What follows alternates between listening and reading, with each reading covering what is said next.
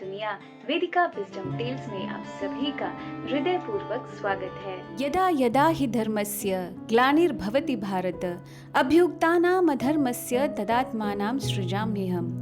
भगवत गीता के चौथे अध्याय के 7वें श्लोक में भगवान श्री कृष्ण कहते हैं कि हे भारतवंशी, जब जब धर्म की हानि होती है और अधर्म की वृद्धि होती है तब तब मैं अवतरित होता हूँ। अपने इस वचन का पुष्टिकरण तो सतयुग में ही वैशाख माह के शुक्ल पक्ष की चतुर्दशी को अपने भक्त प्रहलाद की रक्षा करने हेतु सर्वशक्तिमान भगवान ने आधे मनुष्य और आधे शेर का शरीर धारण कर दैत्यों के राजा हिरण्यकशिपु का वध कर ही कर दिया था। हिरण्यकशिपु ने मंदिरों को तोड़ा, दिव्य पुस्तकों को जलाया, वेदों का तिरस्कार किया और यहाँ तक कि हरिनाम के बदले अपने नाम का गुणगान करने का आदेश दिया।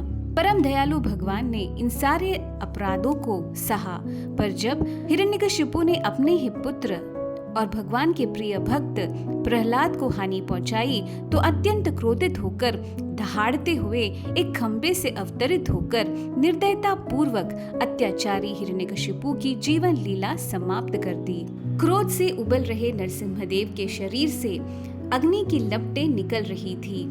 ज्वालामुखी बने नरसिंहदेव को शांत करने का साहस वहां पधारे देवतागणों में नहीं था। यहाँ तक कि लक्ष्मी देवी भी उनके इस उग्र रूप को देखकर भयभीत हो गई थी। ब्रह्मदेव ने भक्त प्रहलाद को कहा कि अब वे ही केवल भगवान को शांत कर सकते हैं। जब निडर भक्त प्रहलाद ने भगवान के चरण छू लिए तब उग्र नरसिंहदेव तुरंत ही प्रेममय हो गए। जिस तरह शेरनी दूसरे जानवरों से क्रूर और अपने बच्चों से कोमल रहती है, उसी तरह भगवान नरसिंहदेव ने भी भक्त प्रहलाद को स्नेह पूर्वक अपने गोद में बिठाया और प्रेम करने लगे।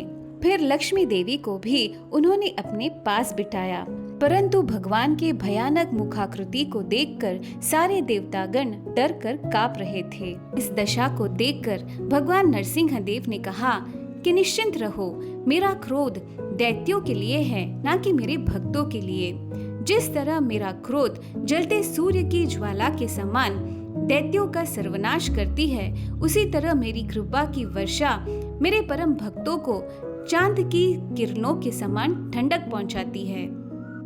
शंकास्पद देवताओं को देखकर नरसिंहदेव ने अपने दोनों बाहें फैला दी और कहा कि अगर आप मेरे पास नहीं आएंगे तो अपने भक्तों का आलिंगन करने के लिए मैं स्वयं आपके पास आ जाऊंगा। इस हृदय स्पर्शी स्नेह में पिघलकर सभी देवतागण अपने कदम भगवान की ओर बढ़ाने लगे। भगवान के इस करुणामय बुलावे के रूप को आज भी भारत में सिकंदराबाद नामक स्थान पर वावा सिंह के रूप में पूजा जाता है। वावा अर्थात है आओ। इसी दिव्य लीला में भगवान के परम भक्त प्रहलाद महाराज ने भगवान नरसिंह का सुरक्षा मंत्र नरसिंह कवच स्तोत्र का उच्चारण किया। वर्तमान काल में हम सभी कलयुग के घोर प्रकोपों का सामना कर रहे हैं। दुष्ट शक्तियां कई दिशाओं से हम पर आक्रमण करने की कोशिश कर रही है। ऐसे असहाय स्थिति में हमें भगवान नरसिंहदेव के प्रिय भक्त प्रहलाद महाराज के जीवन चरित्र से प्रेरणा लेते हुए निर्भयता से भगवान पर अपनी आस्था को बलवान कर हमें सुरक्षा मंत्र के कवच को धारण कर इस नरसिंह जयंती के पावन दिवस पर नरसिंह देव से प्रार्थना करनी चाहिए कि वे हमारे हृदय में अवतरित होकर हमें अधर्मियों का विनाश करने का साहस प्रदान करें। नरसिंह देव का प्राकट्य दो मनोविकारों को दर्शाता है। एक और जलते सूर्य के तेज के समान वे अधर्मियों को जलाकर राख कर देते हैं, तो दूसरी ओर वे अपने परम भक्तों को सुरक्षा के आलिंगन में सदा चंद्रमा की शीतलता प्रदान करते हैं। बस चुनाव हमारा है कि हम किस भाव से उनसे संबंध बनाएं। नरसिंह चतुर्दशी की हार्दिक शुभकामनाएं देते हुए विदा लेती हूँ। नमस्कार।